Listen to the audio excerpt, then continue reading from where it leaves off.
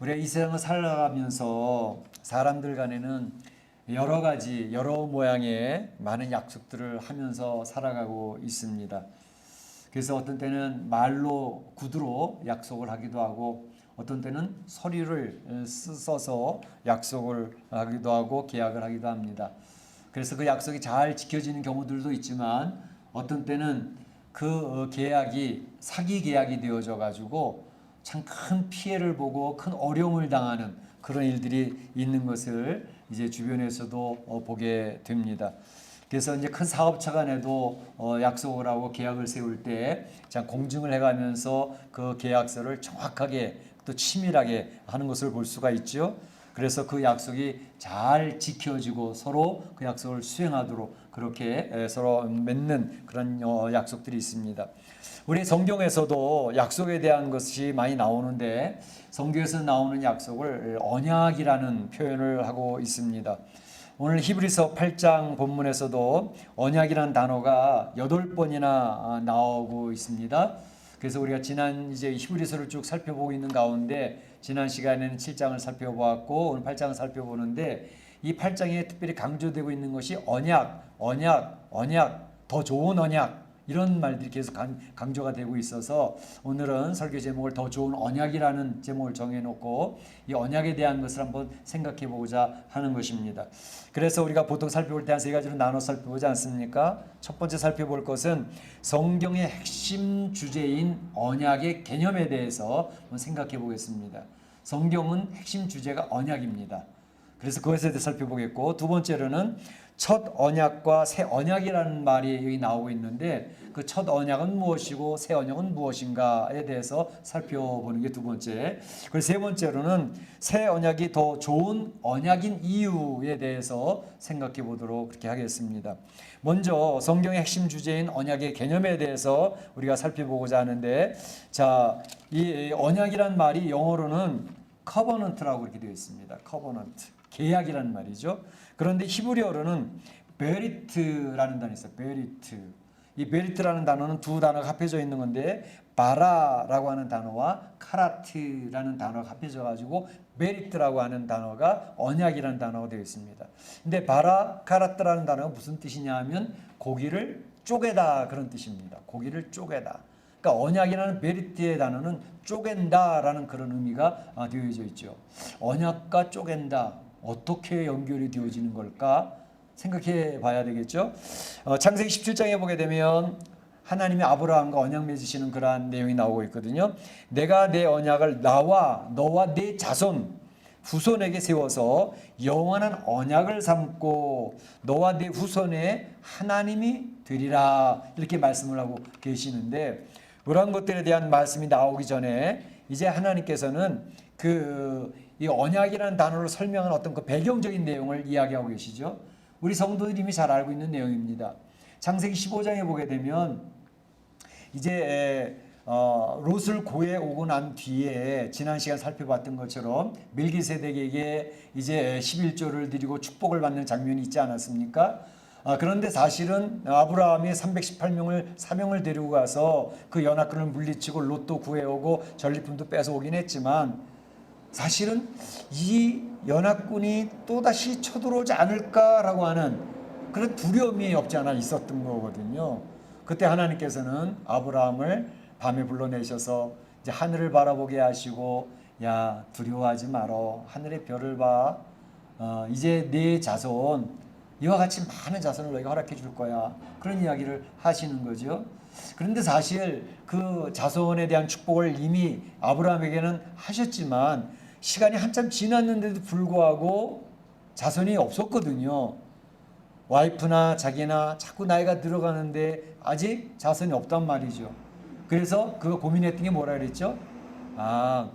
우리 몸에서 날짜가 아니더라도 우리 집안에 아주 충성스럽게 봉사하고 섬기고 있는 엘리에셀을 상속자로 삼으면 되지 않을까? 그래서 하나님 엘리에셀 저는 굉장히 충성스럽고 신실한 그러한 일꾼인데 그가 우리 가문의 상속자가 되겠습니까? 그랬더니 하나님이 아니 내 몸에서 날짜가 상속자가 될 거야 라고 이야기를 하시는 거죠. 그랬을 때 15장 6절에 보게 되면 아브라함이 이를 믿으니 그것을 의로 여기셨더라 이렇게 얘기를 하고 있거든요.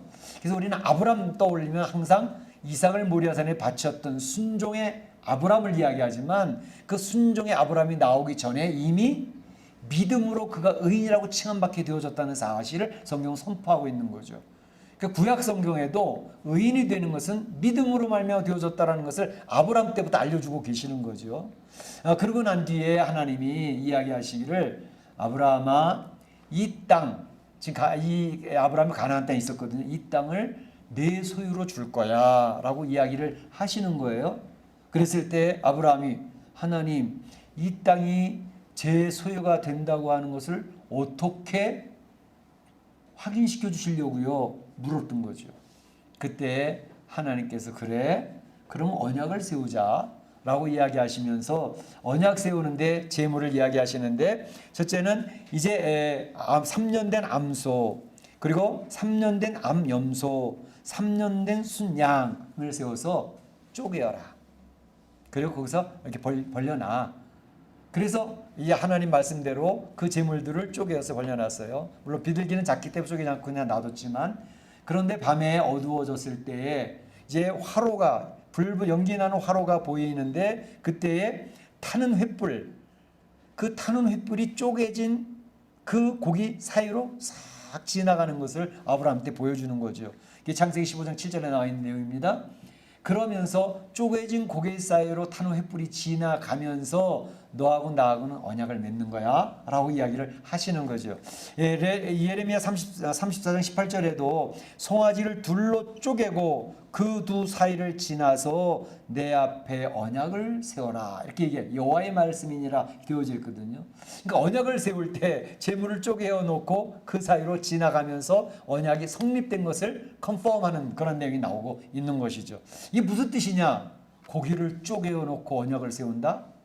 거기에 주어진 의미는 베리트라고 하는 그 언약의 의미는 이 약속은 당사자 간의 서로 약속을 잘 지키면 괜찮은데 이 약속을 어기게 되면 이 고기가 쪼개어진 것처럼 이 생명이 쪼개어진 것처럼 쪼개어지게 될 것이다 라고 하는 그런 내용이 그 언약 속에 들어가 있는 것이란 말이죠.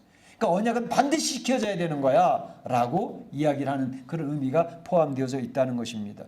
그래서 이 언약 베리트 그 언약의 개념에 대해서 말씀을 드렸는데 제가 이제 설교 말씀을 드릴 때마다 자주 이야기했던 내용이 있습니다. 성경에는 세 가지 언약이 흘러갑니다. 언약은 언약의 칙이거든요. 그 성경에 세 가지 언약이 흘러가는데 그 세 가지 언약은 무엇인지 혹시 기억나십니까? 우리 성경 공부할 때도 여러 번 얘기했는데 첫째는 무슨 언약? 잠잠하시네요. 첫째는 아담과 맺었던 기억나요?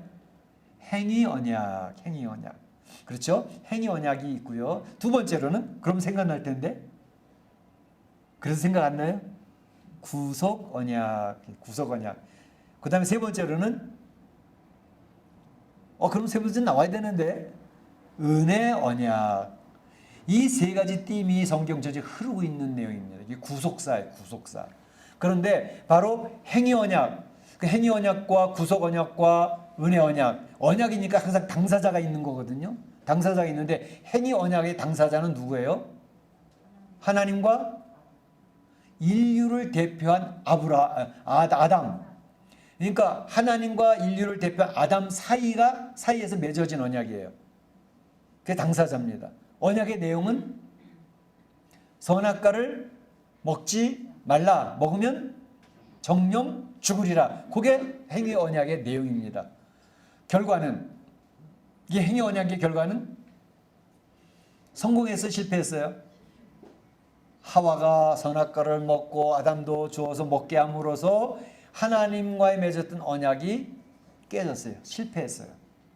그래서 그 행위 언약의 실패로 말미암아 모든 인류는 아담이 인류의 대표자로서 언약을 실패했기 때문에 모든 인류가 언약을 실패한 자로 죄 아래 놓이게 되어졌다는 것입니다. 이게 행위 언약의 내용이에요.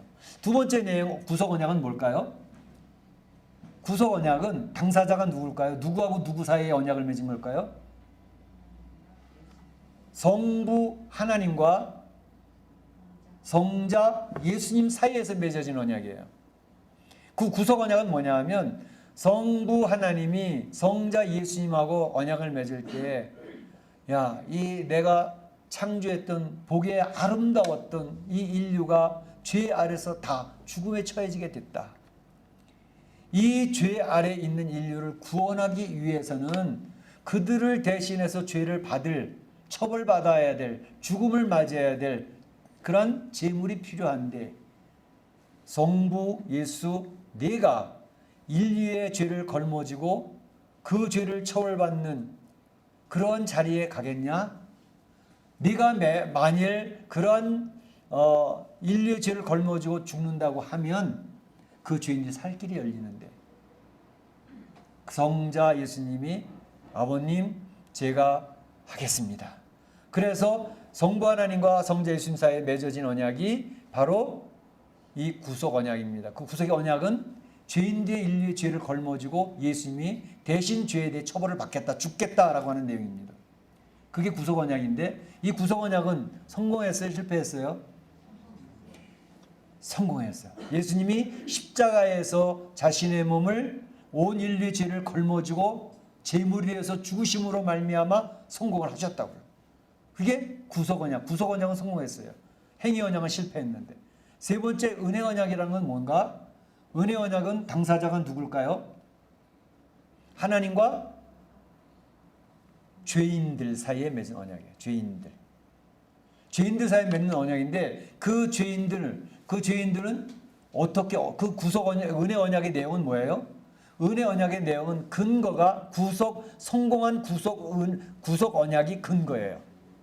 구속 언약, 성공한 구속 언약을 근거로 해서 너희들의 죄가 예수 그리스도의 대속한 제물의 죽음으로 말미암아 죄 처리가 되어졌다. 이것을 믿는 이것을 믿는 죄인은 하나님의 자녀가 되어져서 구원을 얻게 된다. 믿을래 안 믿을래? 그게 은혜 언약입니다. 그러니까 우리가 구원받는 것은 구속 언약이 성공했기 때문에 그것을 근거로 해서 믿는 자에게 하나님의 자녀가 되는 구원을 주신다는 것이 은혜 언약입니다. 그것은 지금 이루어져 가고 있어요. 이 자리에 있는 우리 성도들은 그 은혜 언약 혜택을 입어서 예수 그리스도의 구속 언약의 내용을 믿음으로 말미암아 하나님의 자녀가 되어지고 구원받은 백성이 된 줄로 믿습니다. 이것이 은혜 언약이에요. 지금 이것은 계속 이루어져 가고 있는 중에 있습니다. 하나님의 백성이 이제 모아지고 있는 중에 있습니다. 예수 믿는 사람은 하나님의 자녀가 된다. 그러면 이 행위 언약, 구속 언약, 은혜 언약을 이야기하는데 오늘 나와 있는 첫 언약은 뭐고 또 새 언약은 뭡니까? 목사님도 그 얘기 계속 여러 번 반복해서 들었기 때문에 이제 기억이 다시 나는데요. 그 첫 언약, 이 새 언약은 뭘까요? 오늘 7절에 보게 되면 바로 그 얘기를 하고 있죠. 첫 언약을 얘기합니다. 첫 언약이 무흠하였더라면 둘째 것을 요구할 일이 없었으려니와. 그래서 첫 언약을 언급하고 있어요. 그 다음에 새 언약은 8절에 언급을 하고 있습니다. 내가 이스라엘 집과 유다 집과 더불어 새 언약을 맺으리라 라고 얘기했어요. 이건 예레미야서 31장 31절에 나와 있는 내용을 이제 히브리서 기자가 그대로 인용해서 끌어다 다시 쓰고 있는 내용입니다. 그러니까 첫 언약을 얘기하고 있고 새 언약을 얘기하고 있는데 첫 언약은 뭘까? 첫 언약은 바로 하나님께서 모세를 통하여 시내산에서 세운 언약을 이야기합니다. 뭐죠? 율법을 첫 언약이라고 이야기하고 있는 것입니다. 그 율법 안에는 십계명이 있고 그 사회가 지켜야 될 사회법, 시민법이 있고 또 죄를 용서받고 죄 문제를 해결받는 제사법이 그 안에 율법 안에 들어가 있는 거죠. 그래서 이 율법을 잘 지키면 구원받을 수 있을까요, 없을까요? 율법을 잘 지키면 구원받을 수 있어요, 없어요? 이제 여기서 혼돈이 율법을 지켜서 구원받는다고? 그런 부분에 있어서 정리가 안 된 성도들이 많습니다. 율법을 잘 지켜서 구원받는다고? 목사님 맨날 율법 안 된다 그랬는데. 레위기에 보게 되면 레위기 18장 5절에 보게 되면 나의 규례와 법도를 지키라. 나의 규례와 법도, 율법에 있는 내용들입니다. 그걸 지키라. 이를 행하면 그로 인하여 살리라. 이렇게 되어 있습니다. 레위기에. 그걸 지키라. 규례와 법도, 율법을 지키라. 그러면 이를 행하면 그로 인하여, 행한 그것 때문에 살게 될 거야 라고 레위기에 분명히 나와 있어요. 레위기에만 나와 있는 게 아니고 로마서에도 나와 있어요. 로마서 10장 15절을 보게 되면 모세가 가로되, 사도 바울이 인용하는 겁니다. 모세가 가로되 율법으로 말미암는 의를 행하는 사람은, 율법의 의를 행하는 사람은 그 의로 살리라 죽으리라. 살리라 하였느니라 그랬어요. 그 의로 율법에 있는 그 의를 행하는 사람은 그 의로 인해서 살 거야 라고 사도 바울이 로마서 10장 15절에서 이야기를 하고 있어요. 그러니까 율법을 완전하게 행하는 그 완전한 행함이 있다면 그 사람은 의인이 되어지고 그 의로 말미암아 구원받는 자가 된다라고 이야기가 되어져 있는 거예요. 완전히 이거 혼동스러운데 지금까지 안 된다 그랬잖아요. 근데 갑자기 율법을 행하면 산다 그러는 거 도대체 무슨 말씀입니까? 이거 잘못 얘기하면 이단되는 거거든요. 그런데 그 다음에 사도 바울이 이야기하는 말씀이 뭐냐면 로마 3장 22절에 이렇게 얘기하고 있습니다. 율법의 행위로 그 앞에 의롭다 하심을 얻을 육체가 없나니 율법으로는 죄를 깨달음이라. 이렇게 얘기되어 있습니다. 율법의 행위로 의롭다 하심을 얻을 육체가 있다 그랬어요? 없다 그랬어요? 율법의 행위로 의롭다고 할 육체가 하나도 없다는 거예요. 그 율법이 하는 일은 죄를 깨닫게 하는 일을 하는 거야 라고 사도 바울은 정확하게 얘기를 해주고 있는 것입니다. 좀 정리가 되나요? 그러니까 하나님 율법을 주셨을 때, 첫 언약을 주셨을 때 그 첫 언약, 그 율법의 행위대로 행하고 완전하게 행하면 그 율법 때문에, 율법을 행한 그 의 때문에 살아날 거라는 거예요. 근데 문제는 사도 바울이 얘기하는 것은 그런데 그 율법을 행할 수 있는 육체가 한 명도 없었다는 거예요. 그래서 그 율법을 행하면 행할수록 알게 되는 게, 아, 나 율법 행할 수가 없네. 자기가 율법을 다 행했다고 이야기하는 사람은 자기를 스스로를 속이고 있는 것입니다. 그래서 선한 청년이 와가지고 예수님 앞에 나 다 했는데, 율법 다 지켰는데 이랬더니, 그래? 네 재산 팔아서 가난한 사람 나눠줄래? 근심하며 돌아갔다 이랬잖아요. 가장 핵심을 찌르는 내용이었죠. 율법은 지키면 지킬수록 나는 도대체 율법, 하나님의 말씀 율법을 도무지 지킬 수 없다라는 것을 깨달아가도록 만들어놓은 것이 율법에 행하는 기능입니다. 그러니까 하나님께서는 율법을 다 죽게 생겼네. 그래서 그 죄를 깨달아가는 백성들을 하나님 앞에서 해결받는 방법을 하나님께서 제시한 게 제사를 드리는 방법으로 그 죄를 지을 때마다 죄를 해결받을 수 있도록 하는 길을 열어놓으신 것이 제사 제도입니다. 지난 시간에 말씀드렸던 속죄제가 바로 죄 짓는 인생들이 하나님 앞에 나올 수 있는 길을 열어주신 거예요. 하나님 얼마나 좋으십니까? 죄인들이 하나님 앞에 올 수 있는 길을 보여주고 계시니까. 그런데 문제가 있습니다. 이 죄를 해결하고 나올 수 있는 길을 감당하는 사람이 누구예요? 제사장, 대제사장, 그리고 제물들이 계속해서 드려짐으로 이제 그 죄를 해결받는데, 지난 7장에서 얘기했던 게 무엇을 얘기했죠? 제사장이, 수많은 제사장이 있었어. 제물도 너무너무 많은 허다한 제물들이 드려졌어. 왜 그랬을까? 그 제사장이나 그 제물이 온전하지 못했기 때문에 계속 반복되어졌던 거고 계속 지속이 되어질 수밖에 없었던 거야 라고 얘기를 합니다. 하나님이 죄의 문제를 해결받을 수 있는 길을 열어놓으셨음에도 그것이 온전하지 못했기 때문에 그 첫 언약은 완전하지 못했다라는 것을 얘기합니다. 그래서 아까도 말씀드렸던 것처럼 첫 언약이 온전하였다면 둘째 것이 왜 필요했겠어? 라고 히브리서 기자가 얘기를 하고 있는 것입니다. 둘째 것이 필요했다는 말은 첫 번째 것이 완전하지 못했다는 것을 의미하는 것 아니냐? 그래서 이제 새 언약을 선포하는데 새 언약은 완전한 거야. 새 언약을 선포하는 것이 바로 8장 1절에서 무슨 얘기를 하고 있습니까? 지금 우리가 하는 말의 요점은 이러한 대제사장이 우리에게 있다는 것이라 라고 얘기를 하고 있습니다.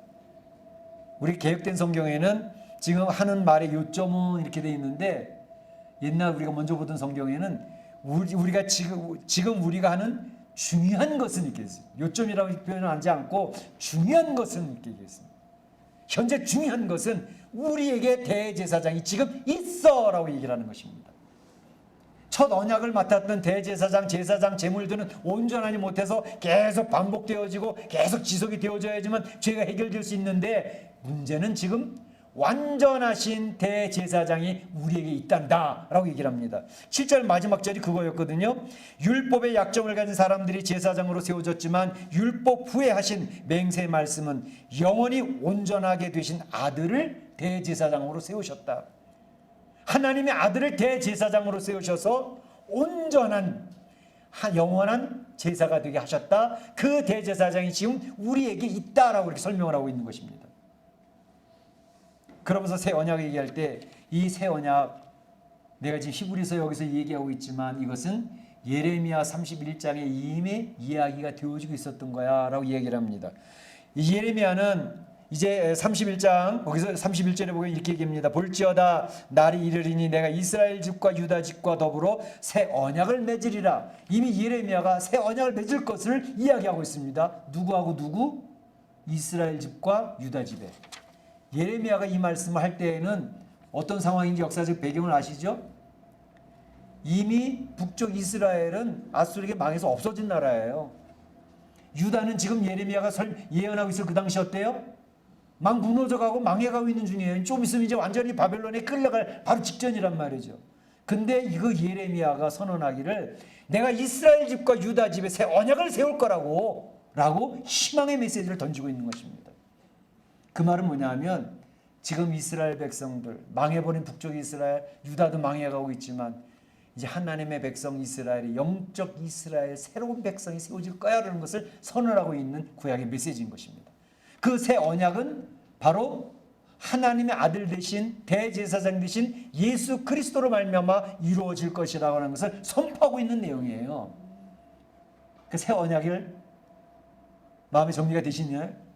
우리 성도들은 바로 이 새 언약의 혜택을 받는 그런 백성으로 세워져 있는 것입니다. 할렐루야. 그래서 마지막 생각할 것은 새 언약이 더 좋은 이유, 말씀하신 것처럼 예레미야가 31장 30절에 새 언약을 세우리라. 그때는 북쪽 이스라엘, 남쪽 유다 이게 아니고 유대인뿐만 아니라 하나님 앞에 버려진 것처럼 보였던 이방인들조차도 새 영적 이스라엘로 편입이 되어져서 하나님의 백성으로 세워질 것을 이미 보여주고 있는 것인데, 예수님이 언급을 하고 계셔요. 누가복음 22장 20절에 보게 되면 이 자는 내 피로 세우는 새 언약이니 곧 너희를 위하여 붓는 것이라. 예수님이 성찬을 나누시면서 잔을 나눠주시면서 이 잔은 내 피로 세우는 새 언약이야 라고 했습니다. 예수님의 피, 그 십자가에서 죽으실 예수님의 피로 인하여 새 예루살렘, 새 하나님의 백성, 새 이스라엘이 세워질 것이라고 하는 새 언약에 대해서 선포하고 계시는 것을 볼 수가 있습니다. 그 새 언약의 구체적인 내용은 예수님이 십자가에서 죽으시고 피를 흘리시고 그 몸이 찢겨지시는 것이 새 언약의 핵심인 것입니다. 그래서 이 새 언약이 더 좋은 이유는 구약의 첫 언약은 어떻게 해요? 우리 행위가 강조되고 있어요. 행위. 네가 행해야 된다고. 행해야지 그 언약이 이루어지는 거야. 행함 강조했는데 새 언약은 아니, 행함이 아니라 너희는 도무지 행할 수 없기 때문에 율법에 얘기했잖아. 율법의 의로 얻을 육체가 하나도 없다 그랬어요. 그런데 그 율법의 의를 이루는 분이 딱 한 분 있었으니 누구? 예수 그리스도께서 율법이 요구하는 의를 완전히 이루셨습니다. 예수님이 완전히 그 율법을 이루시고서 내가 이룬 이 율법을 너희들에게 더 씌워주겠다라는 거예요. 어떻게? 예수님이 자신의 죄를 위해서 죽으셨다는 사실 믿는 것을 통해서 믿으면 예수님이 이루신 그 의를 내 것으로 간주해 주겠다는 거예요. 내가 의인으로 간주가 될 것이다라는 것이죠. 의인은 믿음으로 말미암아 살리라는 말씀이 예수님이 이루어놓으신 사역, 완전히 이루신 그 대제사장의 사역, 제물이 되신 사역, 피로 말미암아 우리 죄를 해결해 주신 그 사역을 내가 마음으로 믿으면 그 믿음이 내가 율법을 다 이룬 것으로 간주해 줄게 라고 해서 우리가 완전한 율법을 이룬 하나님의 백성으로 간주가 되어지는 거예요. 그래서 로마서 10장 9절 10절에 이렇게 얘기하고 있습니다. 네가 만일 네 입으로 예수를 주로 시인하며 또 하나님께서 그를 죽은 자 가운데서 다시 살려내신 것을 내 마음에 믿으면 구원을 얻으리니 사람이 마음으로 믿어 의에 이르고 입으로 시인하여 구원에 이르느니라 그랬어요. 할렐루야. 그러니까 마음으로 믿어서 이제 구원에 이르고 입으로 시인하는 게 필요해요. 그래서 하나님의 백성이 되어진다는 것을 선포하고 있는 것입니다. 그러니까 이제 이 더 좋은 이유는 옛날에는 율법을 행해야 의인이 될 수 있었어요. 지금 더 좋은 이유는 새 언약은 율법을 내가 행하는 게 아니라 예수님이 이루어 놓으신 그 율법의 완성을 십자가에 죽으신 것 부활하신 그 사역을 내 마음에 믿으면 내가 의를 다 이뤘다고 간주해 준다는 거예요. 그래서 하나님의 백성이 된다는 거예요. 그게 더 좋은 언약인 것입니다. 그래서 하나님께서 오늘 말씀에서 얘기한 게 뭐냐면 옛날에는 이렇게 살라 이렇게 살라 하면서 돌판에다가 그 계명들을 세워줬지 만들어줬잖아. 그런데 이제는 돌판에다 안 새길래 돌판에 새겨서 아무리 가르쳐도 이스라엘 백성들 보라고 하나도 율법을 지키는 사람이 없었어. 부패하고 하나님 거역하고 하나님 앞에 대항하는 그런 삶을 살아갔잖아. 이제는 그런 사람들 싫어. 나는 바로 성도들의 마음판에다가 성도들의 마음판에 계명을 새길 거야 그랬습니다. 마음판에 그 계명을 기록할 거야 이렇게 얘기하고 있습니다. 그래서 얘기하고 있죠. 거기 보게 되면 이제 8장 10절 말씀에 내 법을 그들의 생각에 두고 그들의 마음에 이것을 기록하리라. 나는 그들의 하나님이 되고 그들은 내 백성이 되리라. 이제 돌판에 안 새긴다고. 직접 성도들의 마음판에 계명을 새겨줄 거야. 이런 얘기는 거. 이거는 예레미야서 31장 32절 34절 이미 얘기했던 내용입니다. 내가 그들의 남편이 되었어도 내 언약을 그들이 파괴하였지만 내가 나의 법을 그 마음에 기록하여 나는 그들의 하나님이 되고 그들은 내 백성이 될 것이야. 예레미야 31장 32절 33절 이 내용을 히브리서 기자가 가져와서 그 얘기를 선포하는 것입니다. 그래서 성도들은 계명을 돌판에 있는 계명을 보고 섬기는 사람들이 아니고 이미 내 마음판에 새겨진 그것을 믿음으로 살아가고 있는 성도들이 하나님의 백성이 되었다는 것을 선포하고 있는 것입니다. 이게 더 좋은 이유는 이 돌판에 새긴 것뿐만 아니라 내 마음판에 새겼을 뿐만 아니라 이제는 하나님 우리를 긍휼히 여겨주시고 그 죄를 다시 기억하지 아니하리라. 8장 12절에 내가 그들의 불의를 긍휼히 여기고 그들이 죄를 다시 기억하지 아니하리라 이렇게 얘기하고 있습니다. 하나님 다시 기억하지 않는 도말하였다 그랬어요. 예수 그리스도의 보혈로 우리의 죄의 목록을 다 덮어버리는 거예요. 다 덮어버려요. 그 주일마다 와서 우리가 기도할 때 합심하여 기도할 때 예수 그리스도의 보혈이 우리의 구원의 예복으로 다시 입혀지는 것을 매 주일 예배 시간마다 점검하고 있는 것입니다. 그래서 죄는 내가 범하는데 나의 죄를 도말해 주신 주님의 은혜로 하나님의 백성 되어진 것을 확신하며 다시 결단하고 율법에서 제시했던 그 말씀처럼 살아가려고 발버둥치는 삶을 살겠다라고 결단하는 것이 우리 신약의 성도들입니다. 더 좋은 언약을 가진 사람들이란 말이에요. 뿐만 아니라 이것이 더 좋은 것은 이젠 그 대제사장 되신 예수님이 하늘나라에서 우리를 위해 항상 기도하고 간구하고 계시다는 거예요. 구약의 제사장들이 죄를 지을 때마다 와서 그 죄물을 드리면서 죄 용서받는 그런 체험을 했잖아요. 지금은 하나님이 예수 그리스도의 보좌, 예수님이 하나님 보좌 우편에 앉으셔서 우리를 위해서 항상 간구하시느니라. 대제사장의 사역을 지금 현재 계속 이루고 계시다는 것을 이야기하고 있는 것입니다. 얼마나 감사해요. 지금 현재 오늘도 이 시간에도 예수님이 나를 위하여 대제사장의 사역을 하고 계시다는 것입니다. 할렐루야. 얼마나 감사합니까? 그래서 이제는 우리 안에 새 영을 부어주셔서 예수님이 간구하신 것뿐만 아니라 구약의 성도들은 체험하지 못했던, 첫 언약 때는 체험하지 못했던 새 영이 우리를 지배하는 그런 은혜를 주셨으니 새 언약은 얼마나 감사한지 몰라요. 에스겔서 36장 26절에 보게 되면 새 영을 너희 속에 두고 새 마음을 너희에게 주되 너희 육신에서 굳은 마음을 제하여 버리고, 죄 있는 마음은 마음이 굳어지는 거거든요. 마음이 딱딱해져요. 그래서 병든 심령은 얼굴이 딱딱해지는 거예요. 굳어 있어요. 얼굴이 온유하지 않아요. 그런데 새 영이 들어오면 바로 그 굳은 마음을 제하고 부드러운 마음을 줄 것이며, 성령이 마음에 자리 잡은 심령은요, 마음이 부드러워요. 온유해져요. 용납을 할 줄 알고 배려를 할 줄 알아요. 그러니까 얼굴이 부드러워요. 우리 보세요. 화날 때 우리 자기 얼굴 거울로 보시라고 얼마나 딱딱해지는가. 울그락불락 얼굴 근육이 긴장이 돼가지고 얼마나 딱딱한지 몰라. 입에서 막 침 튀겨가면서 막 떠들어대고. 근데 하나님의 은혜로 푹 해서 찬양 부르면서 성령이 충만한 은혜 있으면 얼굴이 왜 이렇게 이쁜지 몰라. 미남이 아닌데 얼굴이 멋있는 거예요. 그 안에 온유함이 나오고 부드러움이 있고 말하는 말이 부드럽고 소리치지 않잖아. 이게 우리에게 은혜가 있는 사람인가 은혜가 떠나는 사람인가를 볼 수 있는. 근데 그 일을 누가 하느냐? 새 영이 오셔서 새 영이 우리의 마음속을 그렇게 만드신다는 것입니다. 그러니까 우리 성도들은 변화가 되어지고 변화가 되어지면서 열매를 맺는 성도의 삶이 이루어지는 줄로 믿습니다. 그 성도들은 변화가 이루어지는 것입니다. 그러면서 변화가 이루어지니까 요한복음에서 얘기하는 것처럼 열매를 맺으면 하나님께서 너에게 기도하는 걸 다 이루어 줄 것이고 무엇을 구하든지 이루리라. 내 제자인 것이 확인되어질 것이다. 그러니까 하나님의 살아서 역사하시는 것들이 본인이 체험을 하는 것입니다. 우리 신앙은요, 성경에 갇혀있는 하나님을 믿는 게 아닙니다. 지금 멕시코시티 살면서 이런 문제 저런 문제 계속 부딪히는데 그 문제를 주 앞에 기도하면서 그 문제를 해결받아가며 살아가는 것이 성도인 줄로 믿습니다. 하나님의 살아계심을 체험하는 거예요. 역사하심을 간직하는 거예요. 그 역사를 쉐어링하는 거예요. 그게 신앙인들이 가지고 있는 특권들입니다. 우리는 언약을 많이 약속을 많이 합니다. 이 생 살아가면서 사람들 간에 많은 약속을 하고 하는데 그 약속들은 되게 상대적입니다.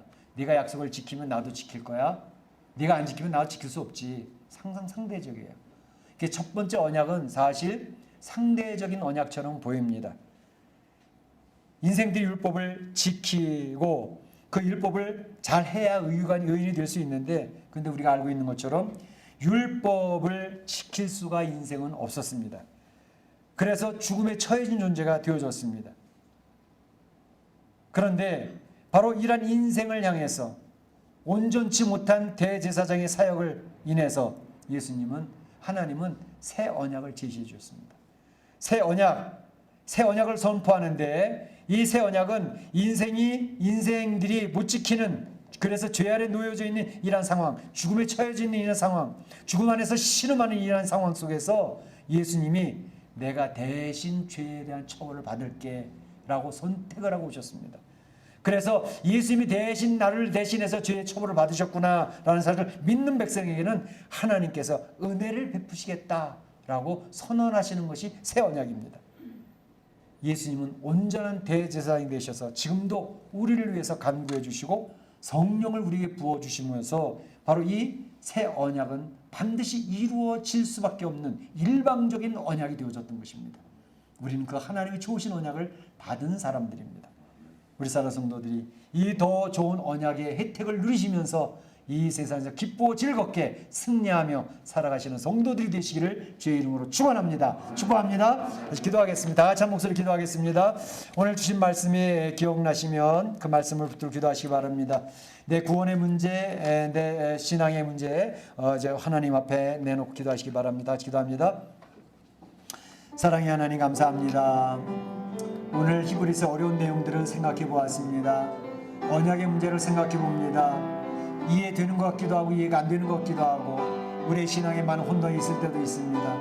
하지만 하나님 말씀을 반복해 드리면서 내 신앙의 가치관이 바르게 세워질 수 있게 하시고 구원의 가치관, 구원의 내용이 잘 자리 잡을 수 있도록 인도해 주셔서 옛 언약, 첫 언약을 이제 온전치 못했던 것을 폐하고 새 언약 예수 그리스도로 인해서 믿음으로 말미암아 구원 얻게 된 새 언약을 확실하게 믿을 수 있도록 인도하여 주시옵소서.